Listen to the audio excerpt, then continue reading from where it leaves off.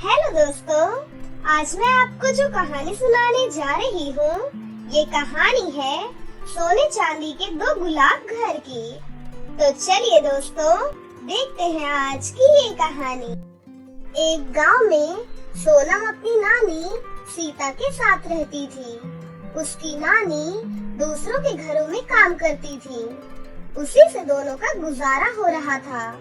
वहीं सोनम पास के एक सरकारी स्कूल में पढ़ने जाती थी। उन्हीं के पड़ोस में सोनम के मामा पीके और उसकी मामी अनुष्का रहा करती थी।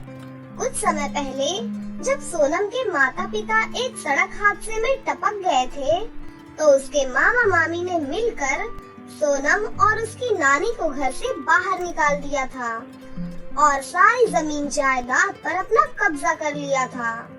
एक दिन सीता काम करके घर वापस लौट रही थी कि तभी उसे गांव की दो औरतें मिलती हैं। अरे नानी जी, आप इस उम्र में काम क्यों कर रही हो? अरे आपके तो इतने अच्छे बहू बेटा भी हैं, उनके पास रह लिया करो ना। नहीं बेटा, उन दोनों की तो तुम बात ही मत करो। मेरी कोई बहू कोई बेटा नहीं है। उस अनुष्का ने मेरे बेटे पर पता नहीं क्या जादू कर दिया है। वो सिर्फ उसी की सुनता है, अपनी माँ की तो वो एक नहीं सुनता। इतना कहकर सीता वहाँ से चली जाती है। तभी वो दोनों औरतें अनुष्का के पास पहुँच जाती हैं और उसे सीता की सारी बातें बता देती हैं। अच्छा, इस बुढ़िया की इतनी औकात हो गई कि अब गांव के सामने मेरी बेइज्जती कर रही है।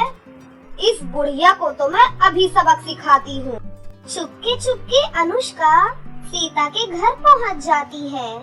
क्यों रे बुढ़िया, तुझसे आराम से बैठा भी नहीं जाता? मेरी चुगली करती घूम रही है। नहीं बेटा, तुम्हें जरूर कोई गलत फहमी हुई है। मैंने किसी को कुछ भी नहीं कहा। अरे अपनी बकवास बंद कर, मैं तेरे बारे में सब जान चुकी हूँ। अब देख मैं तेरी क्या हालत करती हूँ। आज के बाद तू कुछ भी बताने लायक नहीं बचेगी। इतना कहकर अनुष्का डंडे और लातों से सीता को मारने लग जाती है। नहीं बेटा, मुझे माफ कर दे बेटा। मैंने सच में तेरे बारे में कुछ भी नहीं कहा बेटी। नहीं बुढ़िया, अब तो मैं तुझे कुछ कहने लायक भी नहीं छोड़ूंगी। पीट कर अनुष्का सीता को बेहोश कर देती है। अरे लगता है इस बुढ़िया का टिकट कट गया। अब जल्दी से मुझे यहाँ से निकलना होगा, नहीं तो गांव वाले मुझे भी ऊपर पहुँचा देंगे।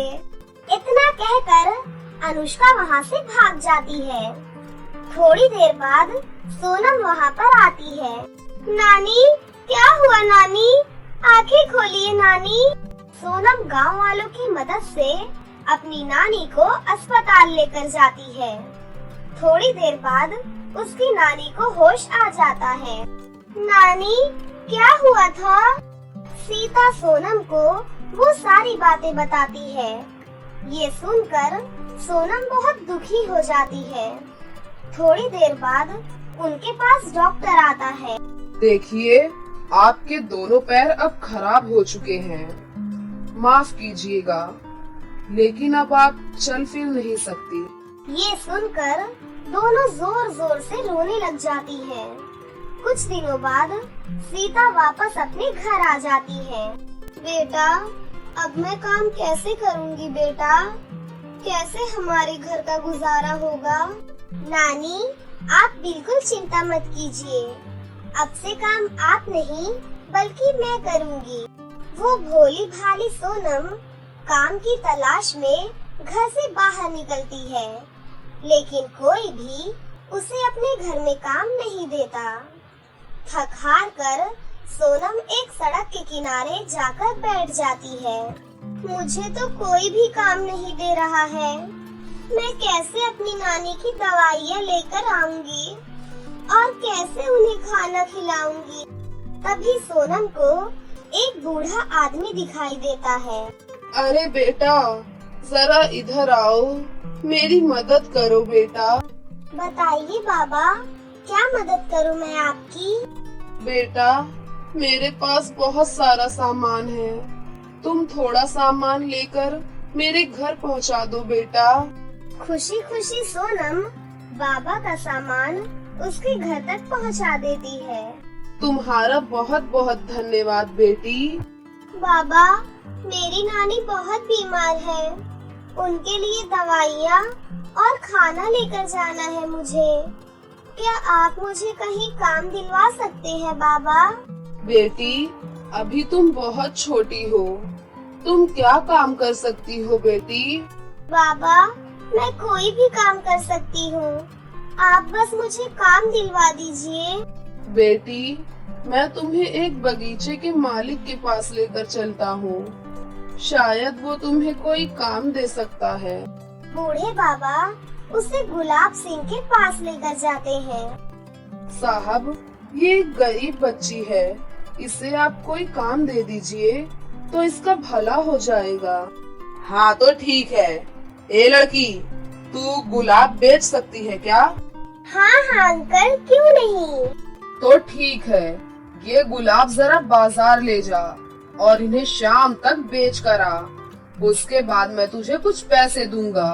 खुशी खुशी सोनम गुलाब की टोकरी लेकर चल पड़ती है। गुलाब ले लो, लाल पीले सफेद गुलाबी रंग के गुलाब ले लो, गुलाब वाली गुलाब ले लो। एक दिन में सोनम के सारे गुलाब बिक जाते हैं। वो सारे पैसे लाकर गुलाब सिंह के हाथ में दे देती है। गुलाब सिंह उसे थोड़े बहुत पैसे देता है। सोनम खुशी खुशी अपनी नानी के लिए दवाइयाँ लेकर और साथ ही खाना लेकर अपने घर पहुँच जाती है।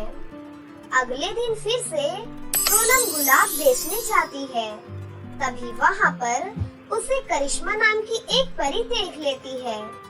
करिश्मा परी को गुलाब के फूल बहुत पसंद आ जाते हैं। परी सोनम के पास जाती है। अरे, तुम्हारे गुलाब तो बहुत ही सुंदर है, क्या तुम मुझे एक गुलाब दे सकती हो? खुशी खुशी सोनम परी को एक गुलाब दे देती है। लेकिन बिटिया, मेरे पास तुम्हें देने के लिए पैसे नहीं है। कोई बात नहीं परी जी, आप ऐसे ही ले जाइए। आप एक काम कीजिए, आप इसे अपने बालों में लगाइए, आप बहुत ही खूबसूरत लगेंगी। परी उस गुलाब के फूल को अपने बाल में लगा लेती है और वहाँ से चली जाती है। ऐसे ही परी अब रोज रोज सोनम के पास आने लगी थी और उससे गुलाब लेकर अपने बालों में लगाने लगी थी। इसी तरह हंसी खुशी सोनम की जिंदगी बीतती जा रही थी और वो अपनी नानी के लिए 2 वक्त की रोटी और दवाइयों का इंतजाम कर रही थी। जब ये बात अनुष्का को पता चलती है तो अनुष्का सोनम से भी जलने लग जाती है।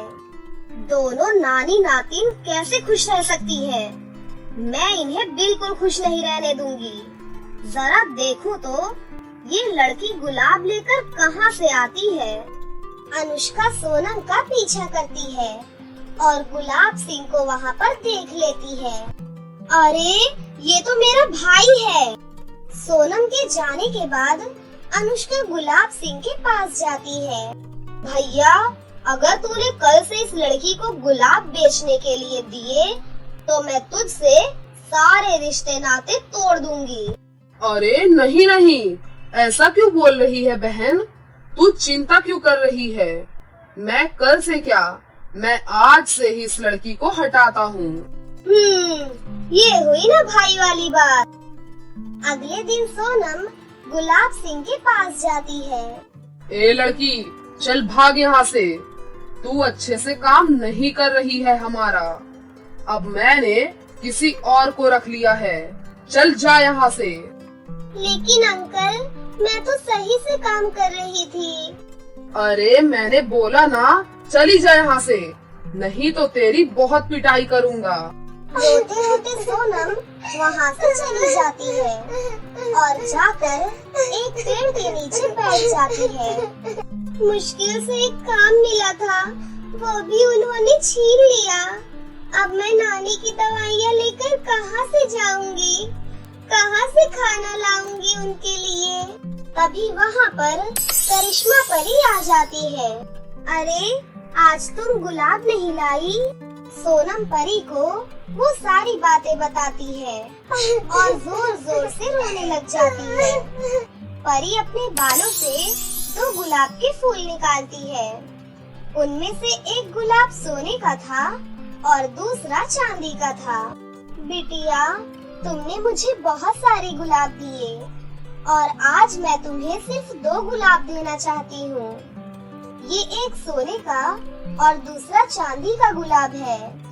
तुम इन्हें अपने घर के आंगन में लगाना, फिर देखना क्या होता है। उसके बाद सोनम अपने घर के आंगन में वो दोनों गुलाब लगा देती है।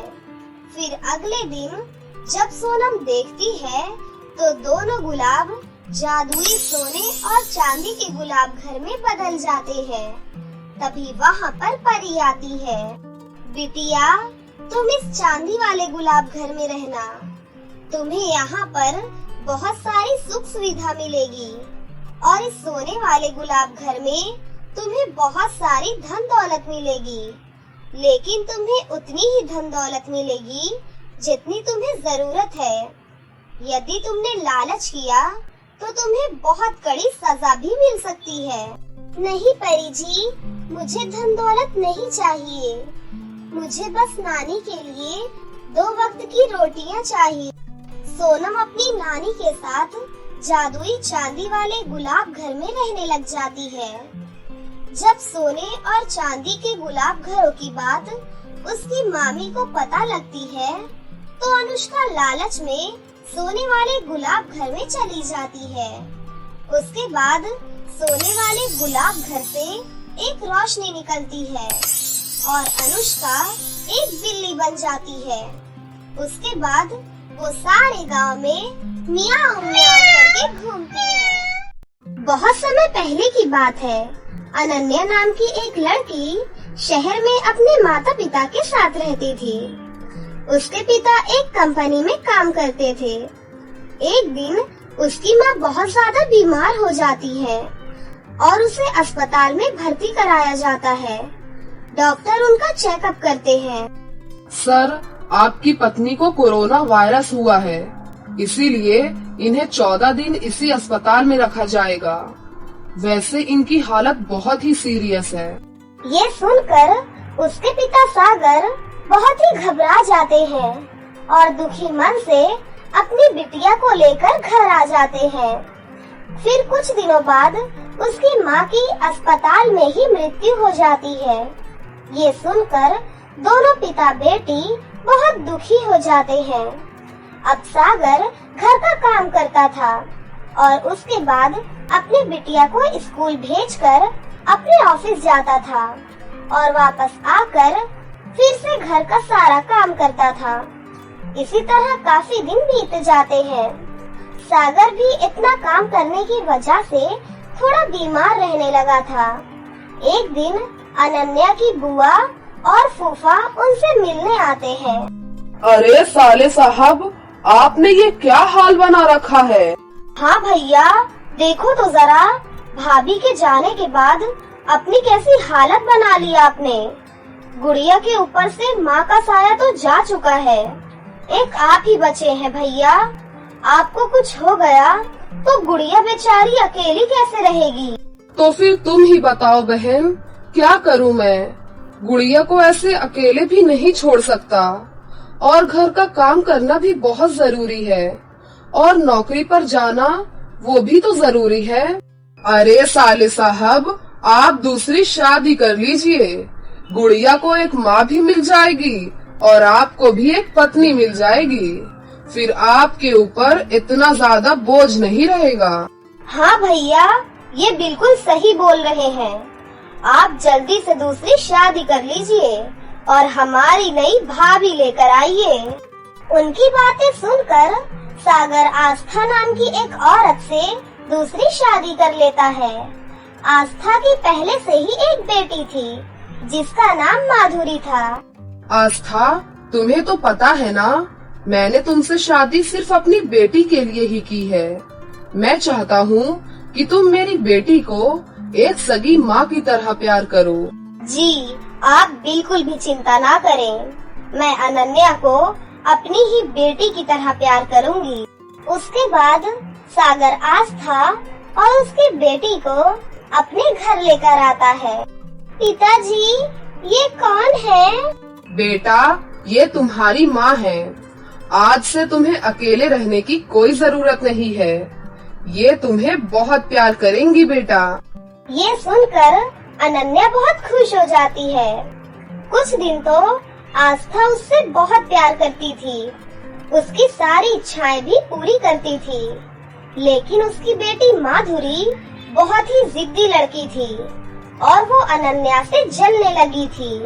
माँ, आप हमेशा अपनी सौतेली बेटी को ही प्यार करती रहती हो।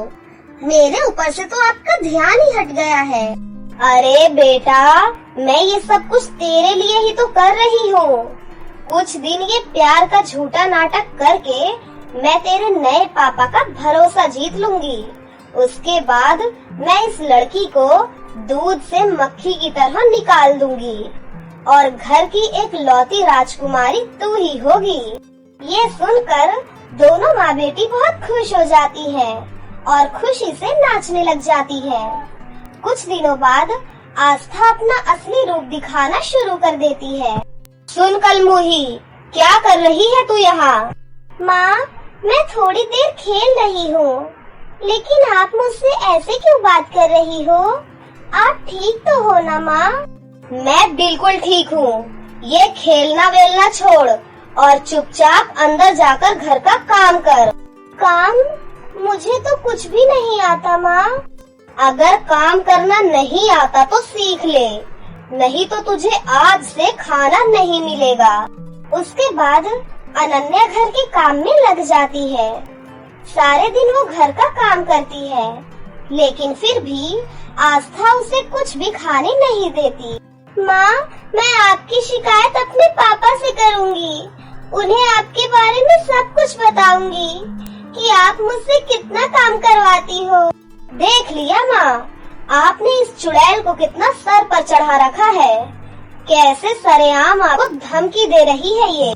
आस्था अनन्या को एक जोरदार चांटा मारती है। कलमुही, तुझे जिससे शिकायत करनी है कर दे। मेरा कोई बाल भी बाका नहीं कर सकता। लेकिन तुझे तो मैं इस घर में अब 1 मिनट भी बर्दाश्त नहीं कर सकती। देखती हूँ मेरे हाथों से कौन बचाता है तुझे।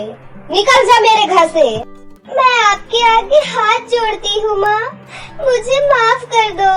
मैं किसी को कुछ भी नहीं बताऊंगी। घर का सारा काम चुपचाप करूंगी माँ, लेकिन मुझे घर से मत निकालिए।